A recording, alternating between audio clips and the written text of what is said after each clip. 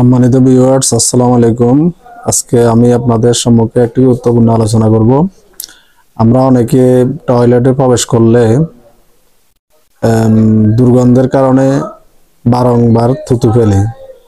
আমরা মনে করি যে থুতু ফেললে, বারবার থুতু ফেললে দুর্গন্ধ কম লাগবে। আসলে থুতু ফেলার কারণে আমাদের কাছে গন্ধ বেশি লাগে। আর থুতু ফেলার কারণে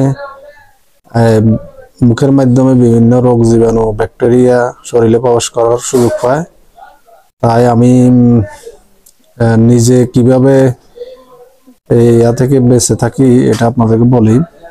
যখন আপনার দুর্গন্ধের কারণে থুতু আসবে মুখে, এটা না ফেলে মুখে রেখে দিবেন, তাহলে দেখবেন আপনার তেমন দুর্গন্ধ লাগবে না। এরপরে টয়লেট থেকে বের হয়ে যাওয়ার টাইমে বাইরে ফেলে দিবেন, তাহলে আপনার কাছে দুর্গন্ধ একেবারে কম লাগবে। আর দ্বিতীয় কথা হচ্ছে যে টয়লেটও আর দেওয়া হবে না, নোংরা হবে না।